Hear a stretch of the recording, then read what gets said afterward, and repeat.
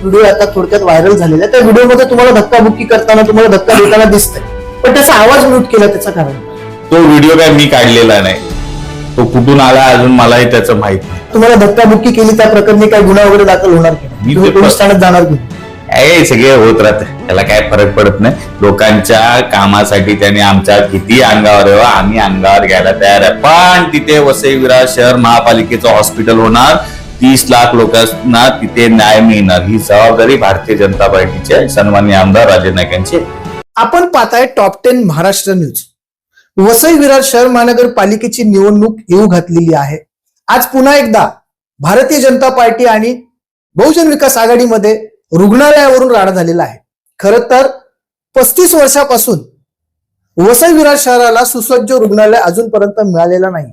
ही वस्तुस्थिती आहे की एखादा अपघात झाला किंवा एखादा माणूस जास्त आजारी असेल तर त्याला थेट केम रुग्णालय गाठावं लागतं. गेल्या एका वर्षापूर्वी ज्या वेळेला सितीश ठाकूर यांचा वाढदिवस होता त्यावेळेला रुग्णालयाचं भूमिपूजन झालं, परंतु ती जागा जी आहे ती राजन नाईक यांच्या सहकार्यामुळे सातबारावरती आली. असं असताना आज ज्या वेळेला त्या ठिकाणी सर्वे आणि पाहणी करण्याकरता अशोक शेळके गेले तर त्यावेळेला त्यांचं आणि माजी महापौर रुपेश जाधव यांचं जोरदार भांडण झालं. पाहूया नेमकं काय विषय आहेत. आपल्यासोबत अशोक शेळके. अशोकजी, नेमका काय वाद झाला तुमचा? आमचा तो वाद नाहीये, तो एक डेव्हलपमेंटला विरोध आहे. सन्माननीय आमदार राजे नाईक साहेब यांनी जेव्हा आमदार झाल्यानंतर या सगळ्या विषयात पाठपुरावा केला तेव्हा आम्हाला असं कळलं की बाबा जे भूमिपूजन झालं होतं ते काहीच ऑथेंटिक नव्हतं, कारण सातबारा महापालिकेच्या नावावर नव्हती, जमीन हस्तांतरित झाली नव्हती. मग त्याचा पाठपुरावा केला. तो पाठपुरावा केल्यानंतर तो कॅबिनेटला निर्णय झाला. कॅबिनेटला निर्णय झाल्यावर मागच्या 2-4 दिवसात ती जागा वसई विरार शहर महानगरपालिका म्हणून आज महापालिकेची ती जागा झाली. जर ती जागाच महापालिकेची नव्हती आजपर्यंत तर तुम्ही ते भूमिपूजन कसं केलं होतं? आज ती महापालिकेची जागा आहे, तर ती जागा झाल्यानंतर त्याच्या पुढच्या प्रोसेस आहेत, बऱ्याच प्रोसेस आहेत की ते आज जागा झाली उद्या हॉस्पिटल होणार काय, तर त्याला काहीतरी सगळ्या डेव्हलपमेंट्स कराव्या लागतील. त्याच्यासाठी सन्माननीय आमदार त्याची पाहणी करायला गेले होते. आम्ही हे सगळी पाहणी 1.5-2 तास सगळी पाहणी चालू होती. संबंधित अधिकाऱ्यांना तिथे प्रचंड अतिक्रमण आहे, काही लोकांचं अतिक्रमण आणि एक वैयक्तिक अतिक्रमण आहे. तिथले गावातले स्थानिक लोक आली, त्या लोकांनी आमदारांना सांगितलं की बाबा इथे अतिक्रमण आहे. पाटील अळी जी चिमणगरची आहे तिथल्या काही लोकांनी ती पत्र दिलेली आहेत की बाबा तिथे अतिक्रमण आहे, त्याचं पत्र मी तुम्हाला देतो, तुम्ही लोकांना ते चॅनलवर आपल्या माध्यमातून दाखवावं की बाबा तिथल्या स्थानिकांचा त्या अतिक्रमणाला विरोध आहे. तर सन्माननीय आमदारांनी ते अतिक्रमण हटवली पाहिजे, तिथे हॉस्पिटल झालं पाहिजे, कारण हॉस्पिटल होण्यासाठी तर अतिक्रमण हटवावं लागतील, त्याशिवाय तिथे हॉस्पिटल होणार नाही. वसईतल्या 30 लाख जनतेने किती दिवस केम नायरला जायला पाहिजे, यांची इच्छा काय? तर हे सगळं करून आम्ही जेव्हा गाडीत बसलो निघालो त्यावेळी तिथे 2 जे गाले आहेत त्या 2 गाल्यांना अजित मुटे जे उपायुक्त आहेत त्यांनी सांगितले की ही खाली करा, हे अतिक्रमण आहे, आम्ही याच्यावर तोडक कारवाई करणार आहे.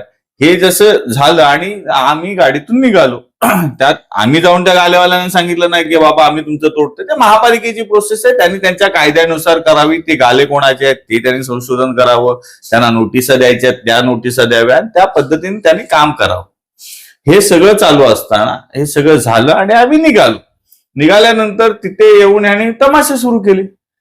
एक आमदारांच्या पाहणी त्यांचा येण्याचा कुठला विषय नाही, त्यामुळे ह्यांनी काय यावं, तर ते एखाद्या षडयंत्राशिवाय येणार आहे का? मग किंवा 1-1.5 तासाच्या प्रक्रियेत तर कधी आले नाही. शेवटी जेव्हा त्या अधिकाऱ्यांनी त्या गाल्यांच्या विषयात सांगितलं त्याच वेळी का आले? तर त्या गाल्यांच्या विषयात काय प्रेम आहे? लोकांना 30 लाख लोकांना हॉस्पिटल मिळू दे नको, ते तसेच तडपून मरू देत, त्यांना फ्री ट्रीटमेंट मिळू दे नको. आज 250 कोटीचं हॉस्पिटल होतंय, आज तुमचे आमचे लोक जाणार आहेत ना, कुठला बाहेरचा लोक येणार आहे? आज इथला लोक जर केम नायरला जात असेल, बोरोलीचे लोक येणार आहेत का इथे? ते शताब्दीला जातील. वसई विरारच्या जनतेला हॉस्पिटल मिळणार आहे ना, की ते राजन नाईकांच्या घरच्यांना, अशोक शेळकेंच्या घरच्यांना, किंवा फक्त त्याच्यात लिहिलेलं असेल का ते भारतीय जनता पार्टीला मिळणार आहे कार्यकर्त्यांना? ते सामान्यातल्या सामान्य माणसाला त्याची ट्रीटमेंट मोफत व्हावी म्हणून ते हॉस्पिटल मिळणार आहे. अरे मग त्या हॉस्पिटलला विरोध का करावा? त्यांचं असं म्हणणं आहे की आम्ही रुपेश जाधवांना फोन केला, तुमच्यानंतर आम्ही त्यांची देखील प्रतिक्रिया घेणार आहे. तर त्यांनी आम्हाला असं सांगितलं की तुम्ही महापालिकेच्या अधिकाऱ्यांना चुकीच्या सर्व नंबर मध्ये घेऊन गेला, त्याबद्दल काय सांगा? महापालिकेचे अधिकारी होते ना, त्यांनी तोडक कारवाई करणं ते त्यांचं काम आहे ना. ते चुकीच्या जागी कारवाई करतील का? आणि ते जर त्यांना चुकीच्या जागी जर महापालिका कारवाई करत असेल ना, तर त्याने त्यांच्या निदर्शनात आणून दिलं पाहिजे की तुम्ही चुकीच्या सर्व्हेमध्ये जेसीबी लावून तोडक कारवाई करताय. अशी काय तिथे तोडक कारवाई झाली होती का? 1 वर्षापूर्वी ज्यावेळेस नितीश ठाकूर यांचा जन्मदिवस होता, त्यावेळेला त्यांना तेव्हाचे मुख्यमंत्री एकनाथ शिंदे यांनी भेट दिली, असं विधान त्यांचेच वडील जे लोकनेते हितेंद्र ठाकूर आहेत त्यांनी केलं होतं. मग त्यांनी पाठपुरावा केला नव्हता. पाठपुरावा केल्याची पद्धत तुमच्याकडे पेपर आहेत का? त्यांनी त्यांच्या स्तरावर जे करायचं होतं ते केलं, पण ते ऑथेंटिक होतं का? ते निवडणुकीपुरतं झालं होतं. आज 7-12 वसई विरार शहर महापालिकेच्या नावावर आहे. ह्याचं सगळं श्रेय हे सन्माननीय आमदार राजन नाईक यांचं आहे. आणि त्यावेळी जर भूमिपूजन झाले तेव्हा महापौर झोपले होते का?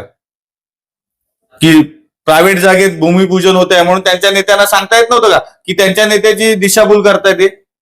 आता त्याने त्यांच्या नेत्यांना चुकीची माहिती देण्याचं चालू आहे का? किंवा मुद्दाम त्यांच्या नेत्यांना अडचणीत आणायचं आहे का? तुमचा आता तो जो व्हिडिओ आहे, जो व्हिडिओ आता थोडक्यात व्हायरल झालेला आहे, त्या व्हिडिओमध्ये तुम्हाला धक्काबुक्की करताना, तुम्हाला धक्का देताना दिसतंय, पण त्याचा आवाज म्यूट केला, त्याचं कारण काय?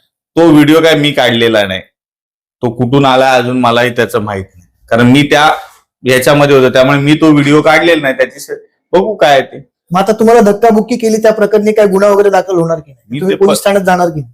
हे सगळे होत राहतं, त्याला काय फरक पडत नाही. लोकांच्या कामासाठी त्यांनी आमच्या किती अंगावर यावं, आम्ही अंगावर घ्यायला तयार आहे. पण तिथे वसई विरार शहर महापालिकेचं हॉस्पिटल होणार, 30 लाख लोकांना तिथे न्याय मिळणार. ही जबाबदारी भारतीय जनता पार्टीचे सन्माननीय आमदार राजन नाईक यांची आहे.